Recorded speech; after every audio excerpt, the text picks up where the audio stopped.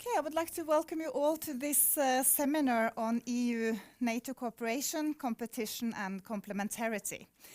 My name is Pernille Rikid. I'm a research professor at NUPI, and I'm also heading the Center for European Studies here at the Institute.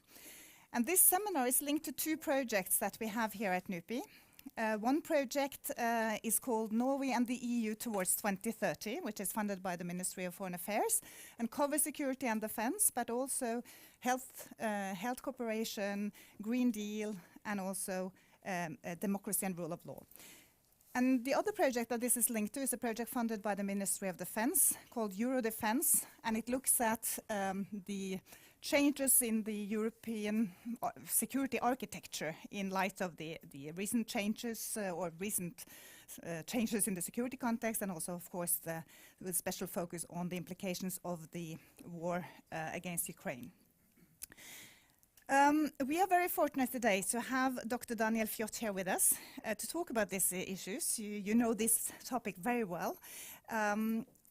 He is currently heading the Defense and Statecraft program at the Freie University of Brussels and has been held a position as the Security and Defense Editor at the EU Institute for Security Studies. So we are very pleased to have you here. And before I give you the floor, I would just have some introductory remarks about the topic that we are going to discuss today. I will also say before I start that this seminar will be streamed and there will be a Q&A session. We will have a discussion afterwards between us and also with the possibility for posing questions. And also for those following online, it's possible to ask questions. So the title of the seminar is very topical, but it's also very much of a returning topic. The objective of building a stronger EU-NATO relationship has been the agenda for many years now. This year, I think, or last year, it was 20 years since the Berlin Plus agreement came into force, I think in 2003, signed in 2002. And the idea was to facilitate the cooperation between the two in crisis management. While some have always seen the development of a closer cooperation between the two institutions as a strength and something that is important for European security, others have been more skeptic. They have been skeptic about the EU developing a defense capacity at all, fearing unnecessary duplication, and also that it may lead to a potential competition between the two, and also that it might eventually lead to a weakening of the transatlantic relations and the US commitment to Europe. And this has been particularly, I think, something that has been seen here in this country, this fear of this happening. But despite these concerns that we have seen in Norway, but also in many other countries, the EU has been building up a stronger European security and defense policy over the years. And a lot has happened over the past, let's say, 10 years. And over the past year. And one could discuss whether the glass is half full or half empty. I think we will maybe come back to that. But I think it's fair to say that this policy, this security and defense policy of the EU and the EU as a security and defense sector has gained more support in Europe as large and also in Norway. This is, of course, linked to the context and this European security context that we have today, and especially with the war against Ukraine. But it started before. It started with the annexation of Crimea in 2014, and also the Trump period has been instrumental, I think. But of course, the Russian invasion of Ukraine and the continued war against the country has been a game changer. War has returned to Europe, and there is a need to rethink our approach. And as a result, the EU and NATO are now cooperating more closely than ever. NATO and the EU stand united in condemning Russia's invasion and in its support for Ukraine. And the war has also shown a clearer division of labor, I think, between the two institutions.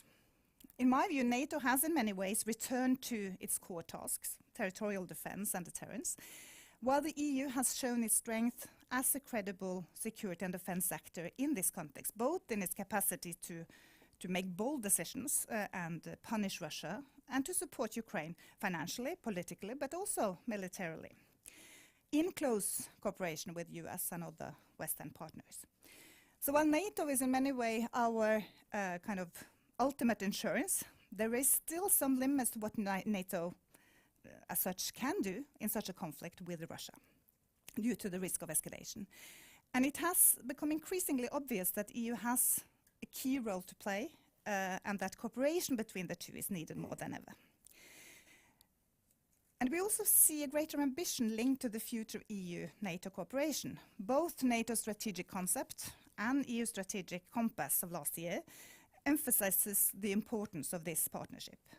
And in January this year, Stoltenberg and von der Leyen signed a joint declaration which actually builds on previous declarations from 2016 and 2018, which initiated a large number, I think 74, of specific areas of cooperation, and covering more or less, I think, everything. I don't remember all the things, but military mobility, cyber, how to counter hybrid threats, maritime security, capability development, and etc. So, and now with this last declaration, the two institutions has taken it one step further, highlighting especially the need to cooperate to improve protection of critical infrastructure, and also how to deal with disruptive technologies. So if I'm not mistaken, I think that this is something that you will address in your talk. So I think I will stop here with no further ado and give you the floor, and I very much look forward to your presentation.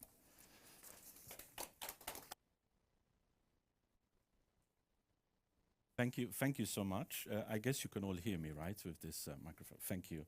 A very good morning, and let me first thank Nupi, you, Professor, as well. Elsa, there you're there.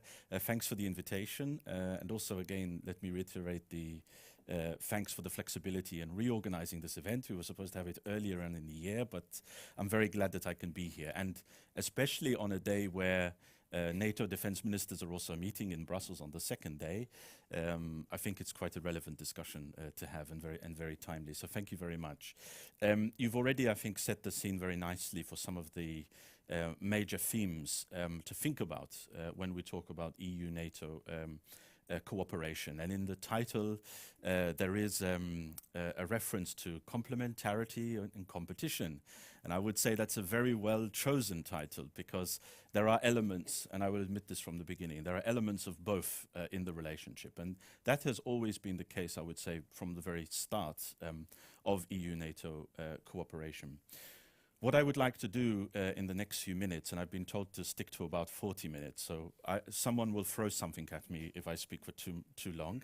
I will try to cover, I think, where we stand today on the EU-NATO relationship. Also to reflect a little bit on how both organizations see the current threat landscape, because that is also a core part of how the two organizations think in their own terms, but also how they base their cooperation with one another. So I think it's also worth thinking about how the EU and how NATO think about questions related to threats on the immediate border, with, of course, Russia. And also, I would say, in the context of strategic competition with rising powers or risen powers, depending on your take, of countries such as China as well, which exercises, I would say, an increasingly important role in the way the EU and also NATO think about their security. Let's maybe begin then at the beginning, which is to say that the history, at least, of EU-NATO relations have generally been contextualized in the context of crisis management operations. And this is very much how the EU started on its road to becoming a security and defense actor. A lot of you will be familiar with the fact that actually it was a kind of, and it may seem odd to say that today, a British-French joint initiative to really launch security and defense policy at the EU level. And they did so in 1998 at the San Malo summit, where they very, very clearly articulated the need for Europeans to have their own autonomous capacity for military action. And we know why that was the case. It was really born out of the experiences of the fragmentation, disintegration of Yugoslavia, and the Western Balkan Wars. And again, the familiar story, and I'll come back to this theme during the next few minutes, the role of the United States, playing a critical role actually in underwriting European security when Europeans themselves are incapable of agreeing on a course of action. So this logic of saying that the Europeans had to do more is still very much with us today, by the way. But at the beginning stages, the main articulation for the EU was what more could the EU do in terms of military missions and operations, also civilian missions as well, outside of the European Union, so not on the territory of the EU, outside of the EU, for crisis management operations. And those crisis management operations were always defined in terms of the so-called St. Petersburg tasks, not the city in Russia, but actually a hotel in Germany somewhere, which related to stability or separation of forces. You know, the familiar kind of crisis situations that may arise out of civil war, fragility and instability. And if you look at the pattern of where the EU has actually deployed its missions and operations since then, there has been a general pattern, I would say, of predominantly being deployed in Africa and also to some extent the Middle East. And then more recently, because of the war and instability in the Eastern Partnership countries, more and more in the Eastern European dimension. So at the beginning stages, this was always the logic for the EU, to have a crisis management missions and operations. Now, the difficulty with that, of course, is that you could not really have a discussion about deployment of forces without also having a discussion about capabilities. And if you had a discussion about capabilities, then you also had to have a discussion about defense industrial questions. So even though at the beginning CSDP, or ESDP as it was called then, was primarily about crisis management, already in those discussions there was thinking about the types of capabilities the EU would need, and also what defense industrial dimension or basis you would need to produce that equipment. And you're probably familiar with the fact that the EU spent many years talking about strategic gaps that it had for missions and operations, such as, you know, air-to-air refueling or strategic airlift. There was also the rather, well, I'm not sure if it's humorous, but there was also the anecdotal issue of, during the Chad mission in 2008, the EU operating Russian helicopters, or relying on the Russians for helicopters, given its military gap. So this was really the context in which the EU was developing its security and defense policy. At the time as well, you will also remember that the Americans, even though they were quite happy or pleased with the fact that Europeans realized that they couldn't rely always on America and American help in crisis situations, the famous 3D speech by Madeleine Albright, former Secretary of State, who was talking about, you know, no discrimination, no delinking, and no duplication of capability. So even though the US were quite happy for the Europeans to do more, they set general guidelines about the way in which that should develop. If we fast forward to the more present time, and actually, Professor, you mentioned it, you said, you referenced the seizure of Crimea, the illegal seizure of Crimea. This was, in my view, a rather important watershed moment in EU-NATO relations. And for a very particular reason, because it was very clear that in the response to Russia's illegal activities over Crimea, that NATO as an organization, while its core tasks were deterrence and defense, was in a sense a blunt instrument when it came to responding to the seizure of Crimea. And the Russians knew that very well, of course. That's why they used the tactics they did. They used hybrid or grey zone tactics to really ensure that NATO were, you know, also kept in the grey zone in terms of the response. Of course, NATO still had a really important role to play in this context, because the most important task for NATO was reassurance of Eastern flank allies, which of course, if you're sitting, I don't know, in the Baltic states or Poland or Romania, wherever you may be along the eastern flank, you would of course had an immediate interest in securing the flank, given that Russia had just cut off a slice of Ukrainian territory. So it was only right at that stage that NATO then focused even more so, I would say, on the core task of defending NATO territory, and also within the context of Article 5, of course, which we're all familiar with. However, on the other hand, it was very clear that NATO didn't really have the tools to deal with some of the grey zone areas. And in areas such as cyber, in areas such as disinformation, in areas such as the protection of critical infrastructure, there was a certain lack of resources, or lack of even, not so much resources, but even, I would say, an immediate political tasking within NATO to think about these questions. So really, I would say Crimea is a watershed moment in firstly putting on the agenda at NATO the importance of resilience, as we call it today, the concept of resilience, which means everything and nothing at the same time. But it's one of those concepts that if you don't have it, you realize how fragile you are. So yes, you know, talking about cyber defense, critical infrastructure protection, etc., this is the basis of resilience. So NATO immediately became, I would say, aware of this problem.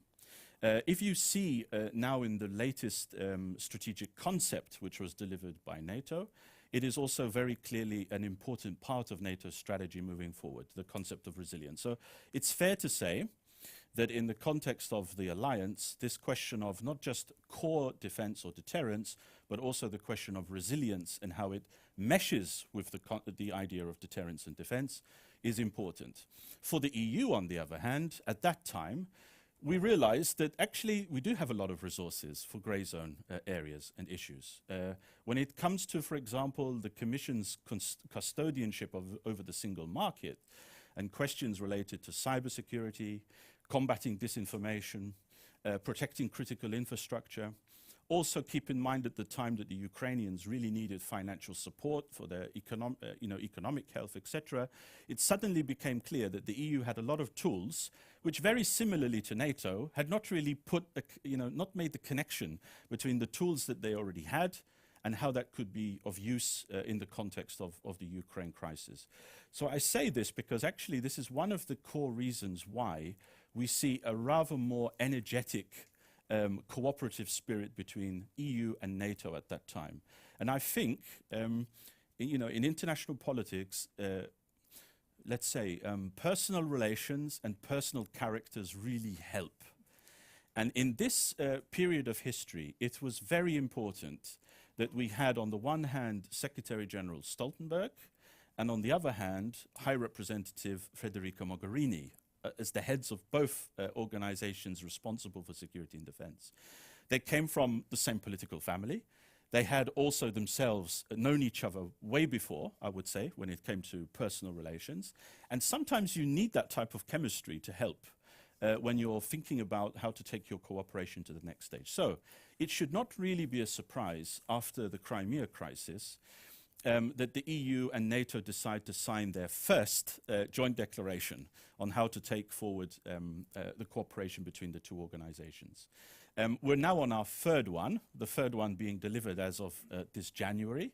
So for any students, that would make quite an interesting thesis, I think, to look at all three of those declarations and see how they've changed in terms of language and scope. And I'll say more about that in a few minutes. So I think 2014 was really important. Of course, then we had the other issue, which was the Trump administration. I'm not going to go into too much detail about that because the smiles or smirks on your faces tells me that you know what I'm on about.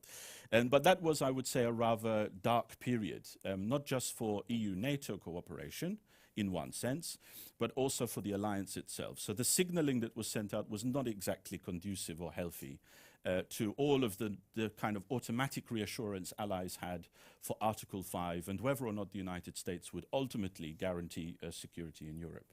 In a strange way, that also, in a respect, helped EU-NATO relations because it put the focus back on what more the EU could do, maybe not as a substitute for NATO, certainly not, especially when it comes to core tasks, but in all of those areas maybe below the threshold of nuclear deterrence and conventional deterrence, it gave the EU and NATO much more impetus to work together. And when I say EU-NATO, yes, in one respect, the officials that work in those two organizations, but let's also keep in mind that the two organizations have a very large overlap in terms of membership.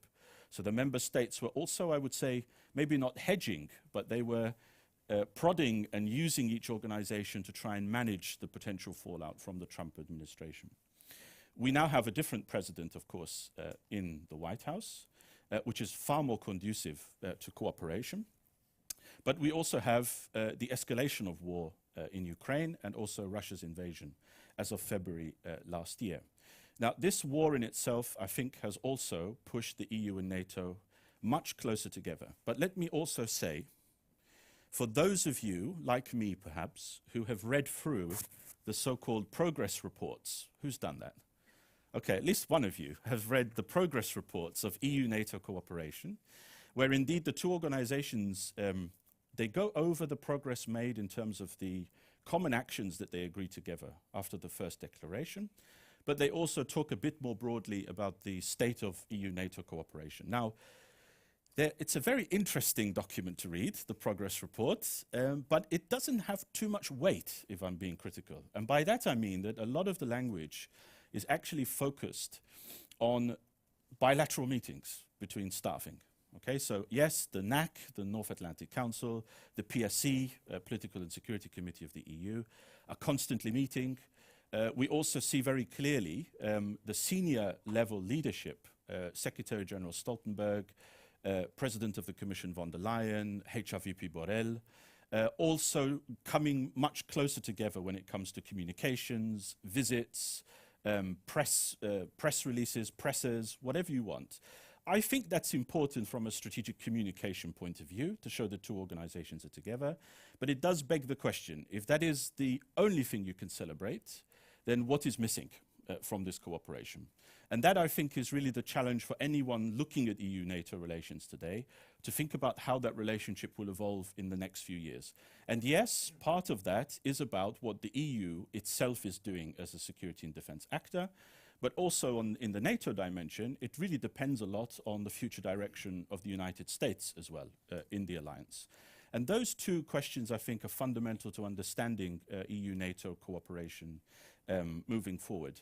Incidentally, I should also say that apart from my critical tone on the amount of joint meetings and bilateral meetings that the EU and NATO have, which are good, I should also say that in response to Russia's war on Ukraine, there has been a lot more, I would say, practical cooperation between the two organizations. And that has been important, not least in terms of the delivery of military equipment to the Ukrainian armed forces, but also when you consider about the coordination between the tools that the EU has in terms of financing, in terms of economic aid, and also what NATO does in terms of its support to the Ukrainian armed forces. And even for the EU, a lot of you will know that one of the recent CSDP missions is the EU-MAM mission, which is the military assistance mission, whereby the EU trains Ukrainian armed forces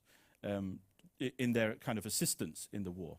I often joke at this point, actually, that the Ukrainians probably have a lot more to teach the Europeans than the other way around. But nonetheless, it's a very, very important mission that is underway.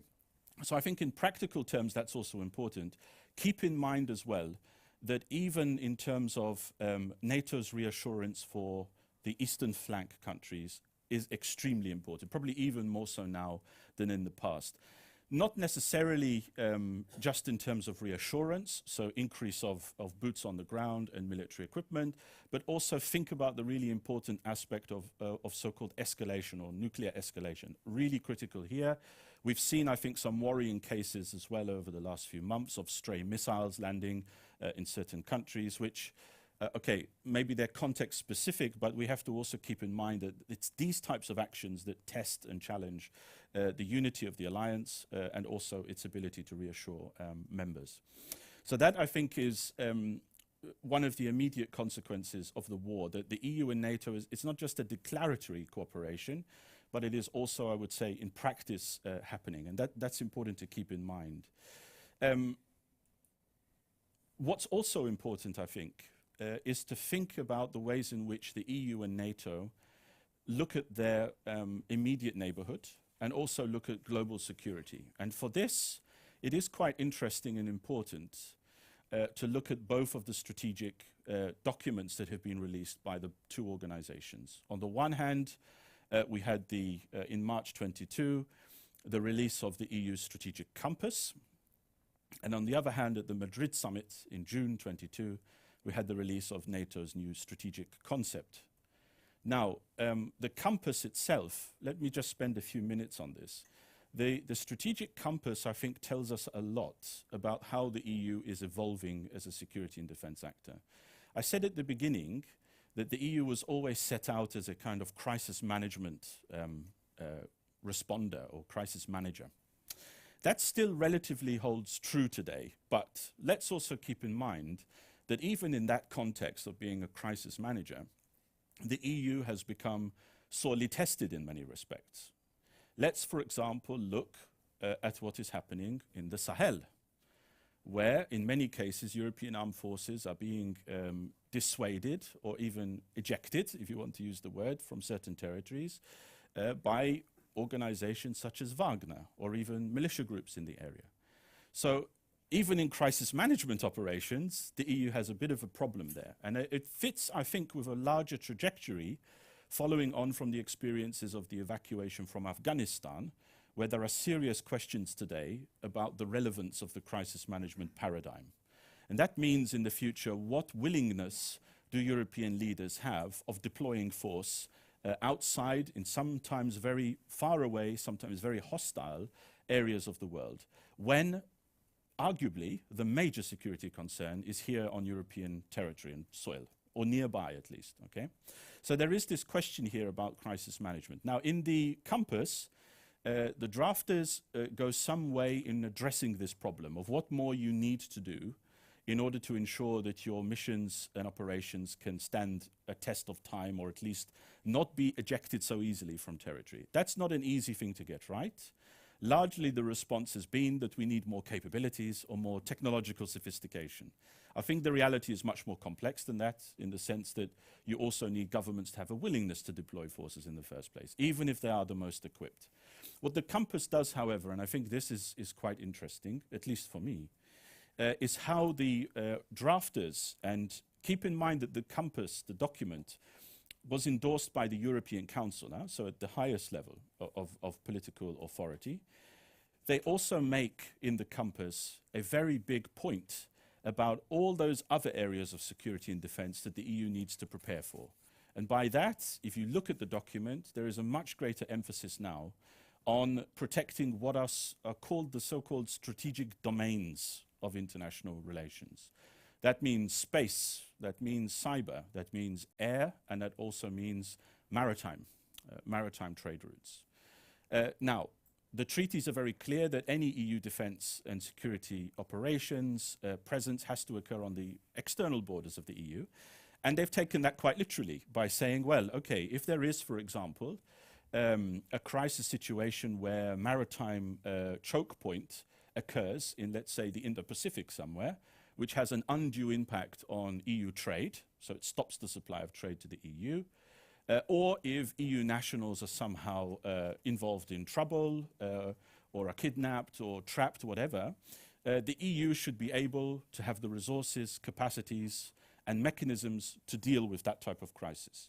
Also in space, let's keep in mind that the EU at least has some federated systems, if you want to call it that, Copernicus on the one hand and Galileo on the other. Who protects those systems? It's a genuine question. Well, right now I'm not sure anyone is really clear on who fully protects those systems. So it's right in the compass that the EU starts to think about things like space tracking, space surveillance, and to develop the capacities for that. So what you see if you start to get into the real depths of this document is a way, and I often say this, we cannot change the treaties, right? We cannot redraft the treaties because we're not in the middle of a treaty reform phase, and it doesn't look like anyone is very willing to engage in that. But there is a way of reconstitutionalizing somehow how we think about defense without redrafting the treaties. And the compass does that to some degree, I think. Also because in the intervening years, the EU has certainly gone beyond just being a crisis responder through its missions and operations. The EU today does have a lot more responsibility when it comes to things like cybersecurity, critical infrastructure protection, also, I would say, investments in core technologies, critical supply chains, etc.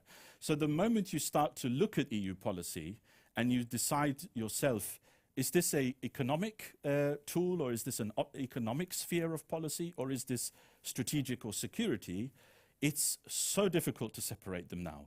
In the past, it was probably easier to do that, but today, because of the strategic context, very difficult to separate them.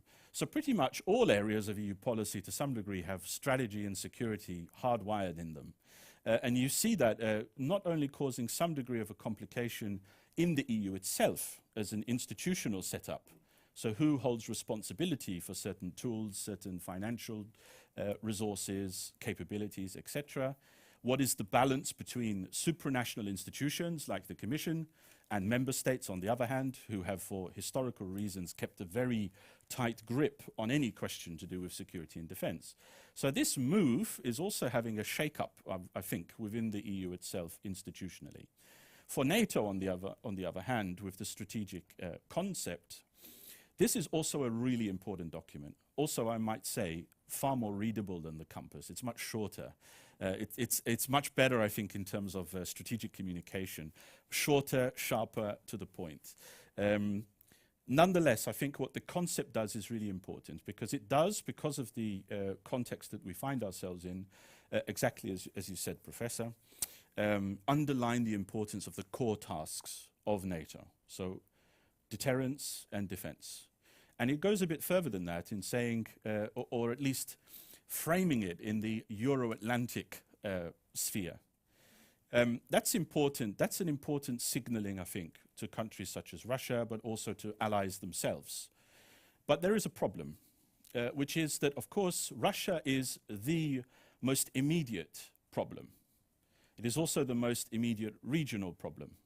The issue in NATO today, I think, is how do they deal, firstly, with the blurring of lines between conventional defense and resilience.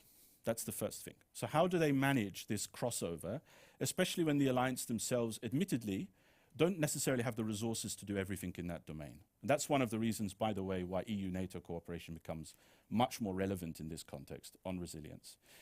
So the blurring of line between conventional defense and resilience, important. The other factor at play here is that at least for one large NATO ally, yes, the United States, their main strategic question today is our center of gravity focused on Europe and Russia, or is the center of gravity China and the Indo-Pacific? Now, if you read their latest security strategy, if you read their defense strategy, they're actually pretty clear on that. It's China first. Sorry, guys. It's China first. That doesn't mean all of a sudden that the US is going to pull up the drawbridge when it comes to Europe or stop engaging in European security. But we already know that one of the, let's say, consequences of this strategic vision is that the US are putting far more pressure on European allies to do more for their defense themselves. That has always been a constant in US thinking, by the way, but it becomes even more relevant today. And it becomes more relevant as well if you study slightly, or even on the surface, some of the domestic debates are happening in the US today. And you see almost in some cases, both Democrats and Republicans agreeing on the fact that, yeah, China is probably our peer competitor. Europe, free riders, you know, they really need to do more for their defense. By the way, I agree with that. But, you know, it's a growing political story that the Americans tell themselves, regardless of which party they sit on. So it means that even if we have a Republican come to office in the next few years, we should probably expect the tone maybe to become much louder, you know, in these calls to become much louder for Europeans to do more. The problem for NATO, however, is the question of whether or not the alliance should have any role when it comes to the Indo-Pacific or China. Because that's the other relevant question here. You know, there are some voices as well on the other side of the Atlantic who think that NATO allies should, to some degree, be able to, you know, have the back of the US in the Indo-Pacific. This, by the way, is a bit of a problem for Europeans. Firstly, because not all Europeans are actually equipped to be an Indo-Pacific actor or power. Just think of our lack of naval forces. Only a few actually have critical enablers and naval vessels to be in the Indo-Pacific. But on the other hand, and rightly, I think, they say, well, why is China in the Indo-Pacific a challenge when we have Russia knocking on the door? So this is, I think, one of the issues that the strategic concept has tried to grapple with. And even though this is a theme that will not go away and probably become louder as the years go by, I think what the concept has done at the moment has said that yes, the core task of NATO is the protection of the alliance, but there's also a recognition that countries like China, peer competitors like China, do not just act in their near and immediate neighborhood. They have an interest in disrupting the Euro-Atlantic. They have an interest in disrupting the NATO alliance. So the alliance themselves have to be very open and aware of these factors. And that also lends more credence, by the way, to NATO's insistence upon resilience now, because it's not just the grey tactics being used by Russia, but it's the grey tactics being used by China increasingly and other countries around the world, Iran, North Korea, etc. Also keep in mind, by the way, that it is not just a question of NATO themselves saying, okay, suddenly we need to be aware and interested in the Indo-Pacific. You know, politics is a two-way street. There are also countries in the Indo-Pacific, such as Japan, South Korea, and Australia, who are increasingly knocking on the door of NATO and the EU as well. And so this really, I think, points to a general question for the alliance and for European states as well, is within the context of the EU and NATO, do they just squarely focus on the Russia question, which is a very large question indeed, or do they try to think of it in more global terms where the Euro-Atlantic region and the Indo-Pacific region bleed together, so they mesh together in some way? That has not had a credible response yet to that question. I don't think that we will get one anytime soon either. But the logic is still there of whether or not we should treat the Indo-Pacific and European Atlantic regions as separate, or if they should indeed be treated together. Also, it should be kept in mind, by the way, and I'm expecting someone to throw that shoe at me, by the way, if I get to the end of the time. I think I'm okay still. Also for the EU, we have to recognize, and again, this was mentioned in the introductory remarks, that the EU has also moved very fast and quickly in some areas of security and defense policy, probably even more so than the traditional crisis management dimension. And in that respect, if you look at what the EU has done, I think since 2016, with the creation of the European Defence Fund, creation of permanent structured cooperation, you also see now, by the way, steps forward since the Versailles summit last year in 2022, of now also the EU thinking about new tools that it might need to finance the procurement of ammunition and munitions. Also, beyond that, to invest in new tools. The EU is a very ugly business when it comes to acronyms, but EDIRPA and EDIP, the European Defence Industrial Programme, and the regulation for an act on the Defence Development Programme.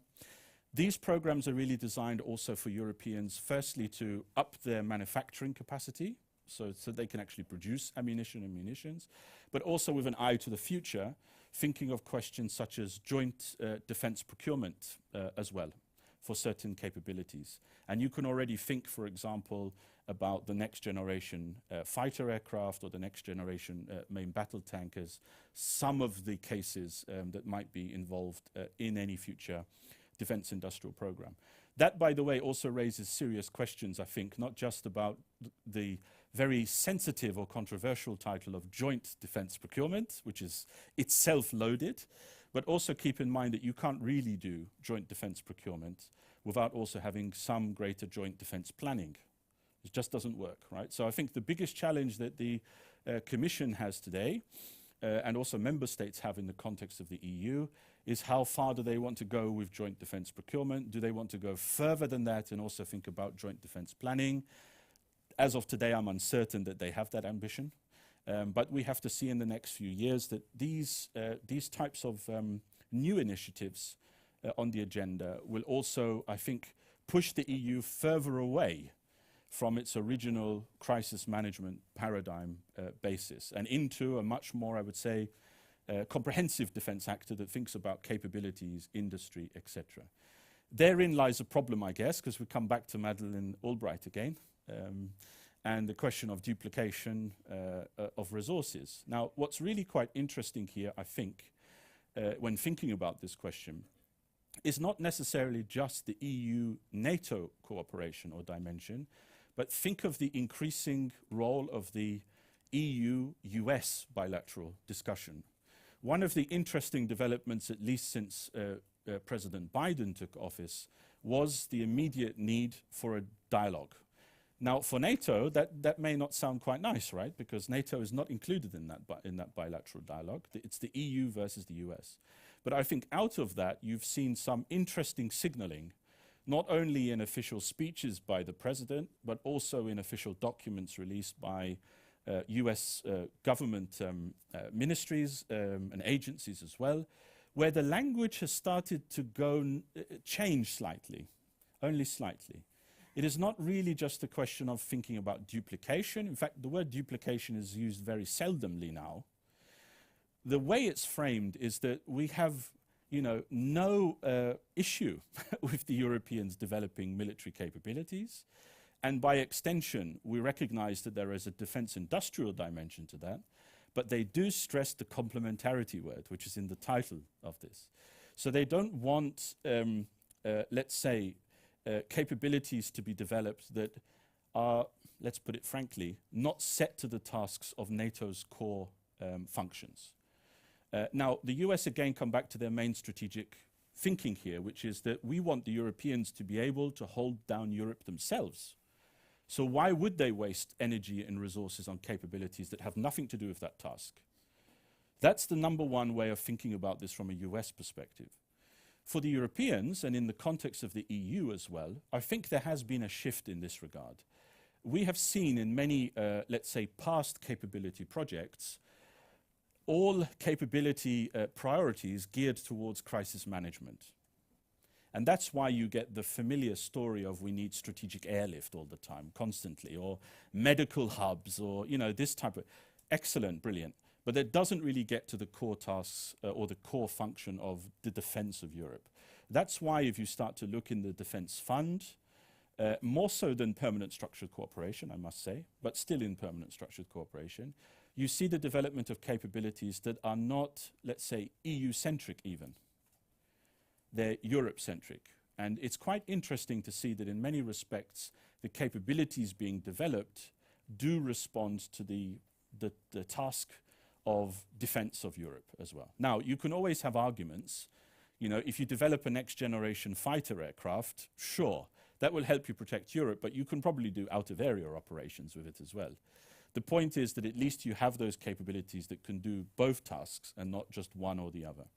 So I think the EU, this tells us that the EU is starting also to get the message that on certain capabilities, we need to be thinking about those capabilities that are really add value for NATO as well as the EU. And that's why, by the way, last year, when the European Council directly tasked the Commission to come up with an assessment of the defense investment gaps in Europe, we started to see, for example, an interesting prioritization on defense and space assets, for example, or next generation fighter aircraft, or drones, or cyber defense. I mean, all of these capabilities, I think, are not just EU-centric. And also keep in mind that all of these tools that are developed at the EU level does not mean that the European Commission is suddenly in charge of them or owns them. That's not how it works. Member states own these capabilities. So even in that respect, you can see that there is a growing healthy compromise on the question of duplication. Now, would I be naive to say that there is no such thing as duplication today? Certainly not. But I always think that duplication is slightly more complicated by the defense industrial questions. And we know what they are. They're very familiar. And again, the US plays a large role here too, which is to say that when we develop capabilities, I guess a lot of people in Washington would simply like us to just buy from America to fill our capability gaps and then to keep our defense in order. European countries obviously push back on this because we have our own defense industry, we have our own defense players, own interests in this regard. So duplication becomes slightly tricky here. I do think, however, that the US, at least under this current administration, even though it very clearly wants to protect US interests, and while it has also done relatively well in terms of global contracts for some of its main programs, nonetheless does understand and respect the fact that Europeans need to develop their own industry. You could even say in some respects that there is a line of thinking in Washington which sees the European defense industrial base as to a degree, a strategic asset. Keep in mind that what they want to do over time is, I won't use the word contain, but at least control the rise of China. And you can't do that just as the US alone. You need allies. And for that, there is some give on what you expect the allies to do in terms of their capabilities and also their industries. Now, I will really try to wrap up because I think the debate is more important. Let me come to where I think we still need to go in terms of EU-NATO cooperation. So, although, as I said, I criticize the main focus on strategic communication and bilateral meetings, I expect and hope that they will continue. And that will be really important, by the way, in the coming months, if and when we also get a new Secretary General at NATO. So to make it part and parcel of the way the EU and NATO operates, I think it's very wise that politicians, political leaders are meeting and communicating together. And that's really important, obviously, in the context of the war on Ukraine, not least because Ukraine digests everything we say, but more importantly, the Russians digest and look for gaps and weaknesses that they can try to exploit. So it's very important that from a strategic communication point of view, both organizations keep on this track and, if anything, intensify it, I would say. Where I think that there is a slight weakness still is firstly on the way in which the two organizations train and exercise together. Now, training and exercises, you may say, well, okay, that's something you organize, okay, you get the TV cameras, you can show the world how EU and NATO operate with each other, but let's be very frank, EU and NATO doesn't really operate that well together in an operational sense. So exercises become, I think, even more relevant in this context, not simply because of the strategic communication that it gives to the world, but also in a very practical sense, on questions such as understanding each other's decision-making processes, on questions related to the interoperability of capabilities, standardization of practices and capabilities. It's through exercises and training that you test the far reaches of this in case you need it for a hot crisis or a real crisis. So I think the EU and NATO definitely need to push in on this question of exercises and training. A second aspect that I think is important is, and it's probably not so much for NATO to invest so much time in, but for the EU side, I think it's very clear that we need a greater rationalization of how we do capability development, prioritization and planning. Because at the moment we have a formal process with the capability development plan, but on the other hand, if you then start reading Commission documents, Commission assessments, that's a whole set of other priorities. So there's no, I would say, no real coherence in the system. So I think if we're going to have this a more symbiotic relationship between the NATO defense planning process, NDPP, and the EU capability development process, the EU needs to do a lot more work. I know it's politically sensitive. I know I will not make a lot of friends by saying this as well in EU quarters, but I really think that there is a much needed need for the EU to rationalize its capability development process more. And that, I think, will help actually facilitate relations between EU and NATO a lot more. I think on the resilience side as well, EU and NATO have to do more. There, we're still at the beginning stages. I still think that we're playing a kind of, a concept game of NATO trying to understand what it means by resilience. I think the EU also doesn't entirely know what it means by resilience as well, but both organizations use the word. What does it mean in context? I think in the NATO context, I would understand resilience to mean that it is part of deterrence, part of integrated deterrence, as the Americans call it now, of putting all of the political pieces of the puzzle together. That still needs a lot of work. And one of the areas where I think EU and NATO could cooperate more, and there was a big signal towards this in the last joint declaration, is on space. I think space is one of the areas where EU and NATO can really cooperate a lot. Now, what do I mean by that? Well, the first big problem for all EU and NATO members is this issue of space tracking, of actually knowing what is happening in space. So space situational awareness in the alliance and in Europe, we're still relatively heavily reliant on the US for this task. Whether or not this is sustainable is the real question. I think that you will see in the European NATO pillar, but also in the EU context, much more emphasis on space situational awareness. But we also have to keep in mind that the EU and NATO are not entirely aligned in how it sees space. Now, NATO has said very clearly that they see space as an operational domain. Secretary General has already said that. They have also said, on top of that, that an attack on, a space asset could be cause for the invocation of Article 5. So NATO have actually gone a huge step forward, I would say. They've also, developed centers of excellence for space, ops centers, etc., etc. On the EU side, I think we're still behind the traffic on this. So this year there will be the first EU space defense strategy, very important, I think, to rationalize what the EU does in this regard. But when it comes to the EU's own ability to protect its defense assets, there I think we're still lacking greatly in the EU context. And I think it might help then, also in the context of EU-NATO cooperation, to think, when I said joint exercises, it doesn't just have to be in the fine alpine hills or mountains of Norway, for example, as much as I love seeing those photographs. You could also organize exercises in the context of space, for example. Or what about even cyber defense? All of these areas that touch upon resilience, which both the EU and NATO say are important, I think are ripe for both organizations to push forward. One final remark, and then I will really be quiet. We don't know what the future will bring, of course. I think this is the two challenges that we face in EU-NATO cooperation is, one, we do not see clearly where the war on Ukraine is heading, how long it will last, what the end point will be. We all have an understanding of what we would like it to be like, but it's unclear as to what it will look like. This means that EU and NATO have to really stick together for as long as it takes. The message that we give to the Ukrainians is for as long as it takes, right? That's what we say when it comes to delivering military equipment and support. Well, the EU and NATO have to say the same thing together when it comes to responding to the war on Ukraine. The second unknowable is what will happen in the United States.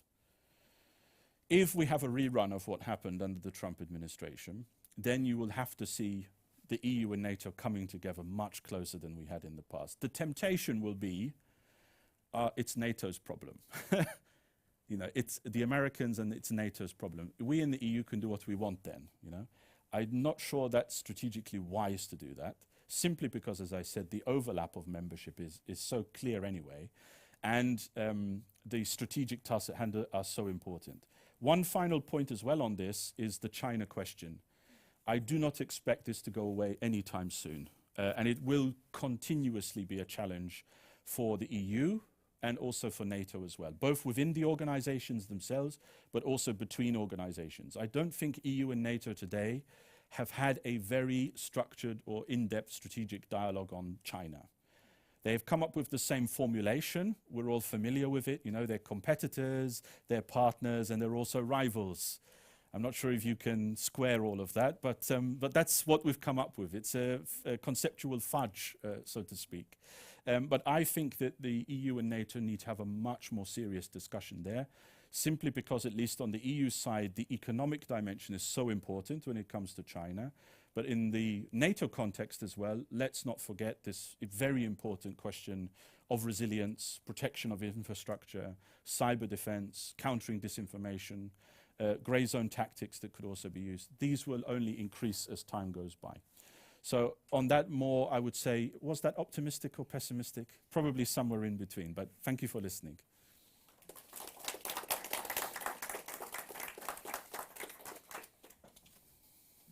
Thank you so much, Daniel. This was very interesting. You covered more or less everything. And I think there will be a lot of questions. I will just challenge you on, since you're in Norway, we have to also bring in a question about Norway. So how do you see, because of course now after the invasion, there has been a change in the security policy of many countries. You have had the Zeitenwende in Germany, you have had Sweden and Finland kind of now entering, hopefully, NATO, and Denmark has also kind of now no longer kind of, or they have abandoned their opt-outs from the CSDP. But Norway hasn't really made any real changes. And of course, the EU membership in Norway is not really an issue either. But I wanted you to reflect a little bit. What do you see? Do you see the situation for non-EU allies in this closer cooperation between EU and NATO? There has always been a fear in Norway that the closer coordination between the EU members make it more challenging. That's one thing. The other thing is that you said that security and defense is now not really compartmentalized in one area, like CSDP, CFSP. It's now much more kind of, you don't have the pillar structure anymore. You don't. That's gone with the Lisbon Treaty. But still, you have much more kind of fluid that now many things become security issue, and that is also a challenge for a non-member who has very close relationship with the EU, has an EEA agreement and a lot of other agreements. But and now things are moving very quickly in the EU. So I want you to, if you can say something about that, and then I will just sign up for questions if you have any.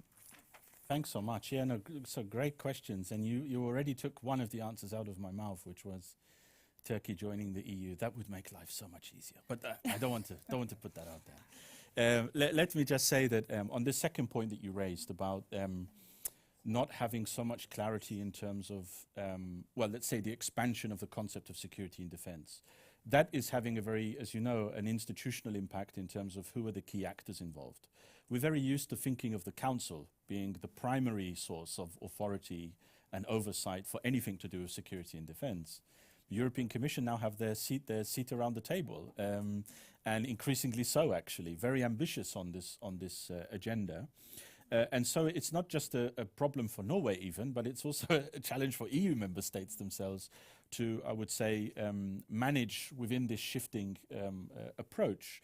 It's not easy, especially for, let's say, small and medium-sized member states also to fully grapple or understand who is responsible, where responsibility lies, even where it becomes clearer where political responsibility is. How do you make sure that it is not just the Commission deciding on behalf of everyone? How do you put the kind of intergovernmental or member state context in or voice within this context? That is becoming increasingly challenging for the EU, by the way.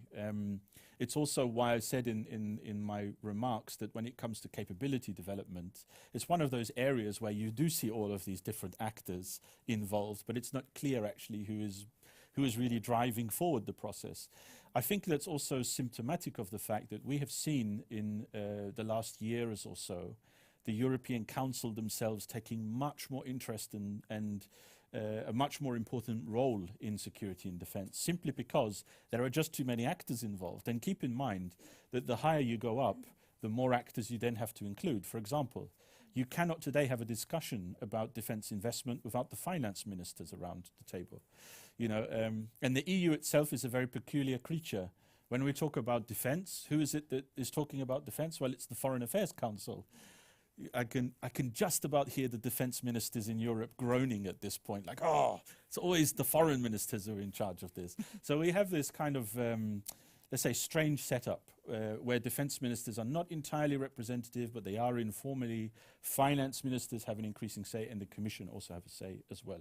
So it's not easy in that context, even for member states. So I fully understand where Norway is coming from, being on the outside to some degree, to understand this. Hence, and I said this in remarks before we were having a small discussion, that's why it's also really important for the Norwegian government, the Norwegian mission in Brussels, to do what they're already doing, which is constant outreach with the interlocutors in Brussels. Because half of the problem is understanding who is in charge, who is driving the process, what the political interests are behind that process. If you know that, you might not have a solution of where Norway can fit in, but at least you understand it a lot better. When it comes to Norway as well, in regard to your first question, I think that it's very difficult for the European Union right now, because it clearly understands that Norway is one of those countries that it has to keep very close to its heart and to the EU, to the Union itself, for all sorts of reasons.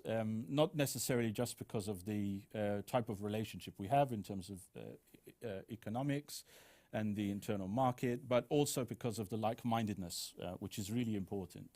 The problem, the big problem, is not even Norway, really. It's all the other countries who are not in the EU, who are, in a way, Norway suffers the collateral damage of it. So we know we have very tricky relations with Turkey at the moment, for sure. Let's be very frank about that.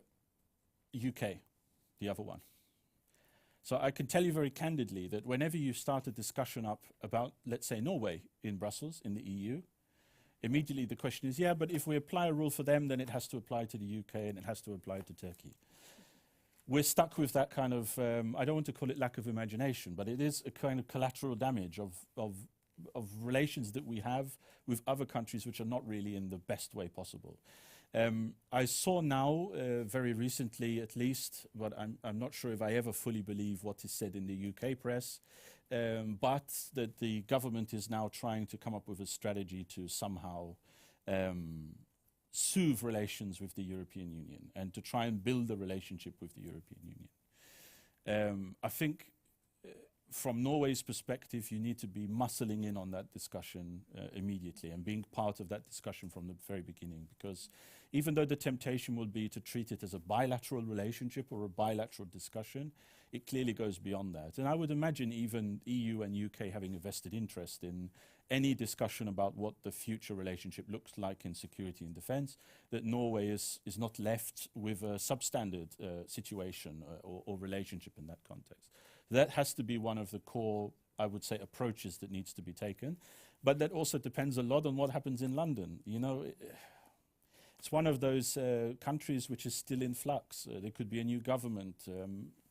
You never know. But if the real intention and signal is to improve relations, I think that will really help. I was also going to say something about the European political community, but for me personally, even though it's an interesting creation, it is not serious enough, I think, to accommodate some of the interests and needs of Norway in this context. That's why I hesitated in saying it in the first place. But there are certain avenues, but there's so much interdependency between these relations. It's not really an answer to your question, but, no, but I danced around at least. Yeah, not an easy question. But I'm not sure if the UK will be happy to be compared with Turkey. Yeah. So sure. there is a slight difference, maybe. Bjørn Olav? Thank you very much, Daniel. And please sign up others as well. Thanks a lot. My name is Bjørn Olav Knudsen. Thanks a lot for a very interesting speech, very comprehensive. And I learned a lot. But one thing you didn't mention, and I would like to hear your views on it, is this so-called European Peace Facility. So far, 3.6 billion euro provided for the Ukrainian forces. What does this mechanism do with the EU as a security actor? Yep. That is my question. Thank you very much. Thanks. Excellent question. I'll answer them as they come in, I think. Yeah, you can do I that. prefer that. Thanks, Bjørn Olav. So I think what the European Peace Facility does is break an important political taboo for the EU. You know, for many years that the EU has had a phobia of thinking of money and military equipment in the same sentence. It's always had this phobia. Yeah, I also laugh as well. But that has for many years been the prevailing sentiment. That was already broken, I would say, in the context of the European Defence Fund, which you know very well yourself, where the taboo was, okay, before we don't use the EU budget to invest in capability development or defence research. Suddenly we see European Parliament, European Commission, member states change the script completely on that. So today we do that. European Peace Facility is the second big taboo broken, which is that you can use money, it's true not from the EU budget, but collectively pooled from the member states, to finance and deliver and transfer military equipment. In this case to Ukraine predominantly, but don't forget also that we are equipping security services, armed forces in Africa, Western Balkans as well. Now, some of you will also probably be familiar with the anecdotal evidence on this question, which was that, you know, in the past, and speaking with some very dear friends in uniform who have served on EU missions, that they were sent on training missions around the world, but they could only use, broom handles or painting bits of wood black to train, services around the world. Well, that's not really sustainable, I would say. And so what the Peace Facility has done, even though there are still a very, I would say, minority of member states who are not entirely still sold on the idea of this, especially those with neutrality clauses in particular, but the bulk of member states have shifted very quickly on this question. And you can see, even in the context of the Ukraine war, the biggest problem that emerged was that there was not enough money in the Peace Facility. So already member states playing with increasing the financial envelopes, and who knows, maybe even increasing the overall size of the Peace Facility in the future as well. So it has broken a very, very important taboo. Another thing we need to keep in mind with the Peace Facility, but it hasn't really been given much public attention and hasn't really been tried and tested in many respects, is that we have to keep in mind that the Peace Facility is not just about providing lethal equipment. It's also about funding operational costs, common costs, for CSDP missions and operations.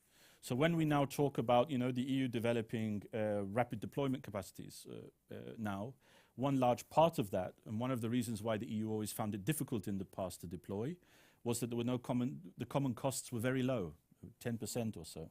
Now with the Peace Facility, the common cost envelope increases.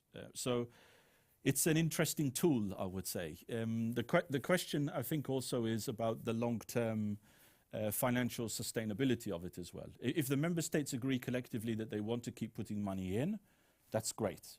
But what if they don't, and the demands go higher and higher, especially now that people are seeing the Peace Facility in action, the demands might increase. So we have to also think maybe in the future of how you could make financing under the Peace Facility more sustainable. For example, we are thinking about EPF in the context of Ukraine, but I can tell you there will be some people in some parts of the Indo-Pacific who will be looking at this and saying, in case of a crisis on our territory, maybe we could probably phone the EU and see if they can help with this. Big questions for the EU to really answer, I think, in this regard, whether or not they would want to do that. But it can become a victim of its success, so you have to keep it sustainable and relevant as well. Great questions.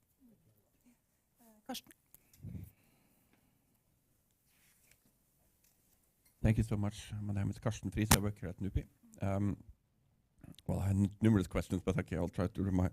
Really great overview. Thank you. The one popped into my mind now. You mentioned the rapid reaction, the infamous 5,000. Of course, that's one of the things that's been concerned about here in Norway about duplication, because if you need 5,000, you need the follow-on forces, you need operational staff, and everything smells of duplication with NATO. So maybe comment on the realism of that. But what I really, if I may also ask, the key thing, I think in everything you talked about is the joint procurement. I mean, everything is going to do, if you're going to be more independent to the United States and all that, it's all about getting our industries together.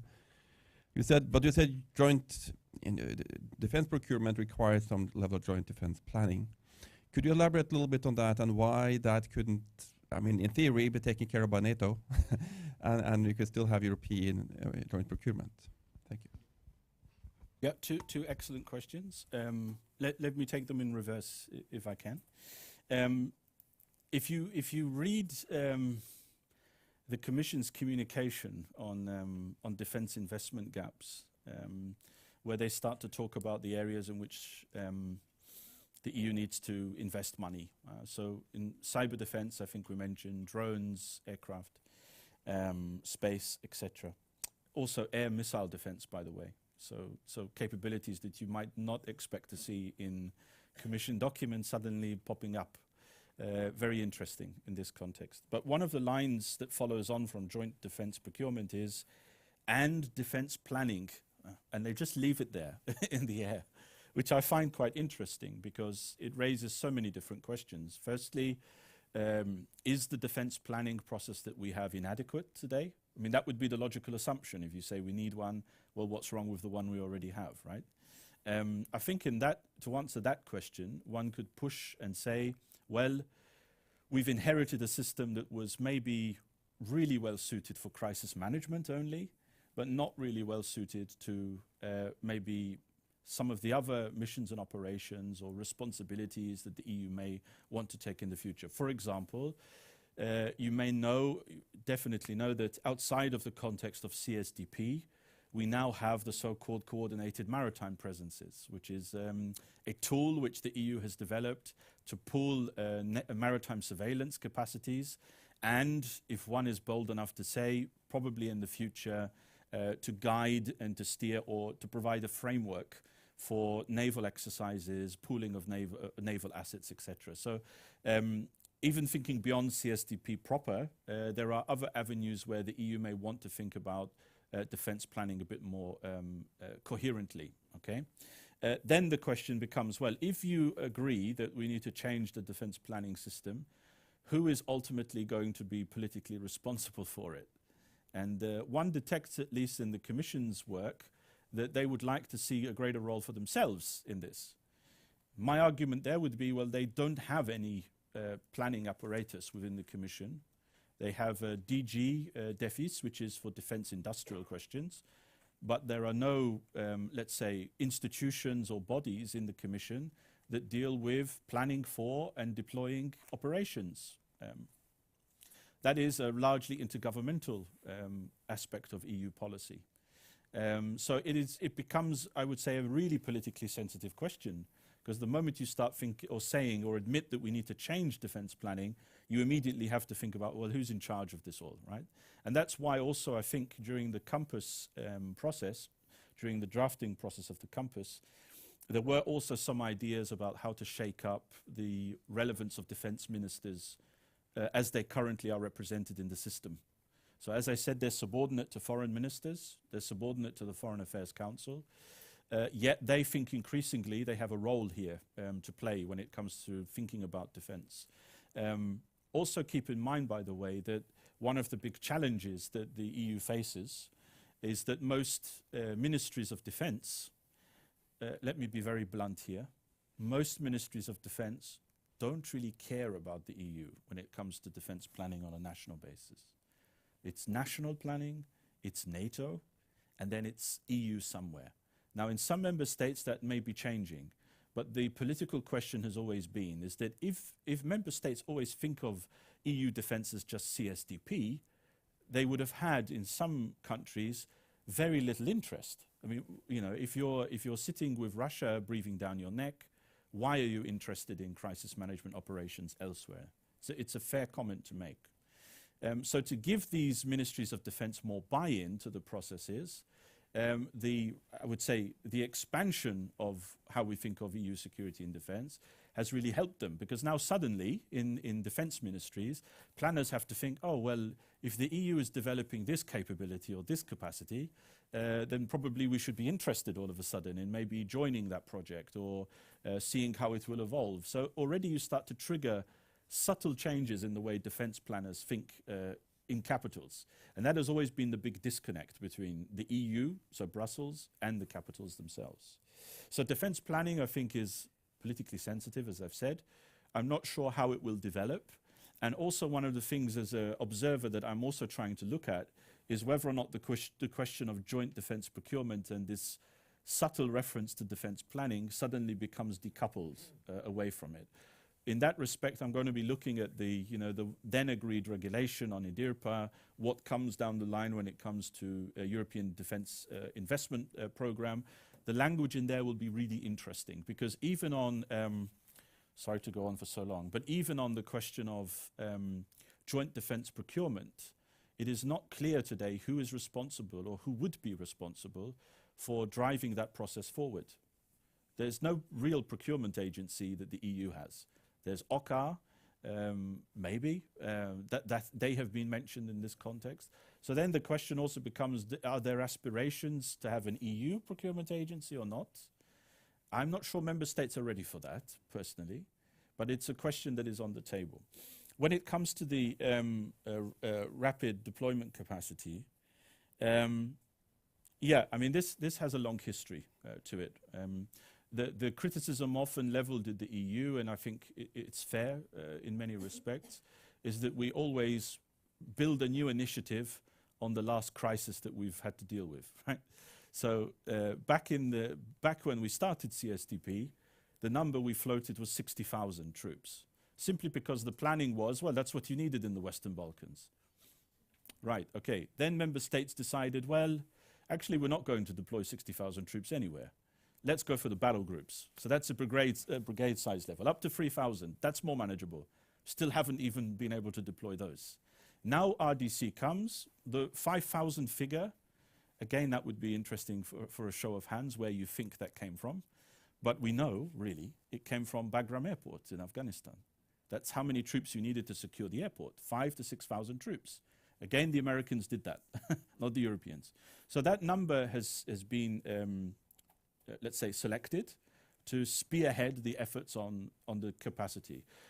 I know in terms of duplication, it's a very sensitive topic, also not least because one of the big questions is whether or not the member states have the appetite to deploy their armed forces as part of an EU capacity when there is the pressure to also deploy or keep forces for national defense and also to dedicate those forces for NATO and its own force structure as well. There is no way in which the EU can really compel member states to assign troops. And I would argue that depending on your geographical location and your size, it's pretty obvious where you would dedicate those troops, and probably not necessarily to the EU. There are other member states, however, who would have an interest in developing the 5,000 troop contingency, even in the context of the war in Ukraine. So my guess is that we will eventually get there. I'm not sure if we will eventually get to deployment. That's a different question completely. But let me just also say that one of the big misconceptions about the rapid deployment capacity is that it's just about the 5,000 troops. I know that's what got a lot of the press, but if you read the Compass and if you look at the work that's being done, actually what they're trying to do is respond to all of the, let's say, blockages or hurdles that were in place that stopped us from deploying the battle groups. And we know what they were. No common costing. There was not enough common costing. Capabilities and enablers were not in place. We didn't have EU command and control structures. Well, look what's happened over the last few years. European Peace Facility is there to increase common costs. We now have the so-called military planning and conduct capability. I don't want to call it the EU Command Center because you can't really compare it to shape at all in NATO, but we do have a command and control function. And the strategic enablers, which we still need, by the way. And it's an ongoing, I would say, investment on the part of the EU. So it's not just about the troops, it's also about what can enable that deployment. One other final point on the capacity, one of the other big issues that is not yet resolved, but was mentioned in the Compass as well, is on the EU's decision-making processes for deployment. We know that CSDP is a policy governed by unanimity. One veto can destroy or kill any action. However, if you read the treaties, especially Article 44, there is the possibility that member states can work in coalitions of the willing and able. It's not as easy as I've made it sound, politically and legally speaking, but that is also one of the areas that the EU is trying to develop, so it's not, so that the idea or decision to deploy force is not contingent upon a veto by any single state in this context. So, but there's a long way to go, I think, on this. Okay, we have 10, 12 minutes and 2 more questions, and maybe I will add one question myself, but Marianne first. Okay, thank you. Marianne Rydvall from NUPI, and thank you for an excellent presentation and also the discussion. I also have numerous questions, but we'll try to stick to a few of them. So first, maybe a broader kind or type of question, because you mentioned different ways in which EU and NATO may strengthen their bilateral cooperation. But it seems to me that in order for this type of cooperation to be, to use your word, or the buzzword resilient, in the longer term, there's a need for some kind of institutional structure that binds the two organizations together somehow, so that it's, if not, it will be random, dependent on certain people, etc., etc. So could you elaborate a bit more on how this might look like institutionally? I know there are ongoing discussions and also your views on this. And also, my second question is something that we in Norway are very much concerned with, is the EU developments in space and also in military mobility, which are two of the kind of key developments going on in the EU at the moment. So if you could elaborate a bit on these two, so IRIS and military mobility, and also how you see the role of non-EU member states in these structures. So both Norway, of course, but also the United States and United States firms, and because, well, that's maybe another question, but Europe might also prioritize its own firms in these new kind of initiatives. Okay, thank you. Yes, we have a little bit short on time. I'll just add the last question as well, and you can have fun. Yeah, go ahead. Oh yeah, sure. Thank you. Good morning. My name is Arthur, working for the Belgian embassy, and I have a question concerning the treaties. For example, we have the European Treaty with Article 42.7 and NATO Article 5. What do you think about the compatibility between these articles? And for example, will the Article 42.7 by the European Union be invoked for, like, for example, hybrid threats or other certain threats, and can they be compatible? Thank you. And then to make it a bit more complicated, I will add this final question that links a little bit up to what Karsten said about planning, and couldn't this be something for NATO? Because this, and it's a bit of a broader question, but it's more linked to what says in the compass, that is open for more flexibility and pragmatism. And I just wonder if we see now a development towards, I mean, you're talking very much about what's happening on the EU. But I have an impression that many member states are more kind of eager to see something happening, and if it's happening in the NATO, it's good. If it's happening bilaterally, it's good. So you have this kind of what I call differentiated defense integration, which actually is a way of moving towards strategic autonomy. I mean, this is a contested concept, but at least that it's actually about European defense more than EU defense, and that we need to see kind of all these kind of bilateral corporations, subnational EU-NATO, what can be done in the different institutions. Even France has now opened up for much more flexibility in this area. Yeah, it's all very, very good questions. I mean, I think on the industrial dimension, when it comes to EU space in particular, I mean, it's quite interesting because we already know that Galileo itself is probably the most important symbol. If you want to use autonomy or the word sovereignty, Galileo would be the symbol, probably the only symbol of this in an EU context.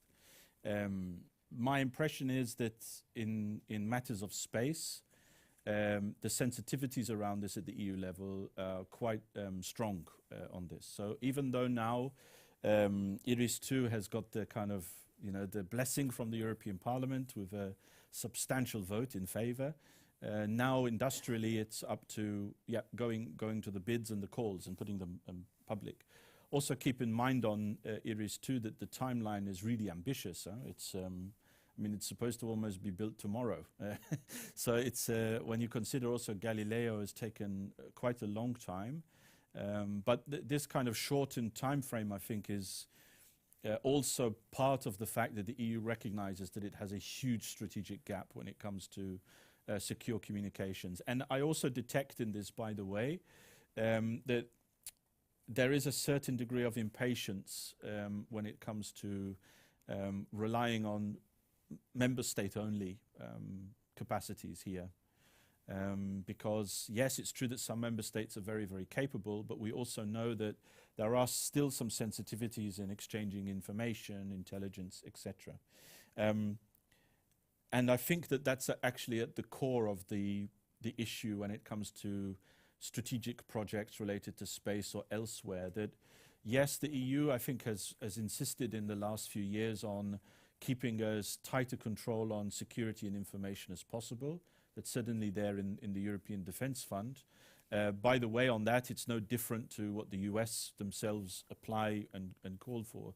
But I think the added element to this is a real genuine fear about, or incapacity of being able to exchange information safely within the European Union and with partners when it comes to these type of strategic projects. It's the same with military mobility as well, although I must say that I think military mobility is still held up rightly as the #1 project for EU-NATO cooperation. I think it should still remain the #1 project for EU-NATO cooperation, only because it's become even more relevant in the context of the Ukraine war. So when you start to think of, how do you supply Ukraine armed forces? How do you also assist with NATO in terms of movement of troops? This is actually a tangible contribution to, as you put it, European security, which I think is important in this regard. Let me come to the differentiated integration. I'll end on 42.7. Yeah, I think that's it's a good observation. It's also something that I've seen as well, that differentiated integration is the best way of explaining it. But you see a proliferation of bilateralism, of unilateral formats, and also, as I mentioned, with the European political community and even overarching context. I think the big issue, if we're going to make European security tighter and more meaningful, there has to be some coherence between all of these initiatives. I'm not sure that anyone really has the answer to this at the moment, of what it looks like, because you quickly get into almost absurd discussions about whether or not you should have a political authority that somehow sits above NATO and the EU in this context. I'm not sure what that would look like. I'm not sure who would have the political responsibility. I have the impression that maybe European political community came from this thinking that you needed an authority over the lot of it, but that is so sensitive as a question that I'm not sure anyone really has the answer of how to ensure this. And then I think also now the EU really and NATO have a big question to ask as well in the context of this question about enlargement at some point. I mean, what happens to Ukraine in the future, Moldova, Georgia at some point? I mean, all of these questions will need to be dealt with. The key challenge is that no one's come up with a framework that everyone can accept and that actually means something to keep all of these different initiatives together. It is the key challenge, I think. And also then, how do you define Europe? I mean, it's a really big challenging question, huh? On 42.7, Article 5, I was tempted to ask if you've read one of my pieces, because I don't like doing this normally, but it is one of the focus of one of my recent pieces that, and one of the reasons I didn't mention it is because I still think it's too early, but when I mentioned space, this is what I was driving at. Article 5 is flexible enough and precise enough for the allies to say that hybrid threats and space can be part of an invocation of Article 5. And I think actually the strategic messaging and signaling by Secretary Stoltenberg has been really good on this, leaving it as vague as possible, but also as precise in telling externals that if you try it, you might have problems, right? And that also means that NATO has to start thinking and planning in that respect as well. But the language of Article 5 in the Washington Treaty, I mean, I don't know who the lawyers were, but they deserve multiple bottles of champagne because the way they structured it was so well done. The EU, I don't know who the lawyers were, but they don't deserve champagne bottles. Article 42.7 is extremely restrictive. And it's causing a big headache, I would say, because my take is always that if you are a European country who is in both the EU and NATO, you said you were from the Belgian embassy, right? So let's take Belgium as the example. Can you really say now, after the crisis in Ukraine, when you see what the EU and NATO have done together, if ever an EU-NATO ally was, let's say, subject to an armed aggression or an attack, would it be feasible for Belgium just to phone NATO, or would they want to phone NATO and the EU? I think if you're Belgium, it makes a lot of sense to phone both organizations. The only issue is that if you phone NATO, there's a very clear line and system and framework to manage that question. In the EU, with 42.7, doesn't exist. During the French presidency of the Council of the EU, there was a great push by the French, and I think it was good that they did this, to try and get 42.7 on the agenda. Not to replace Article 5, but to simply say that if our cyber dimension, space dimension, critical infrastructure, the EU should have a response to that as well, or be part of a response of NATO. Only you can't invoke Article 42.7 because the language is so strict. It's an armed attack, so that already takes all of the hybrid stuff out of it. So armed attack on the territory of the member state in question.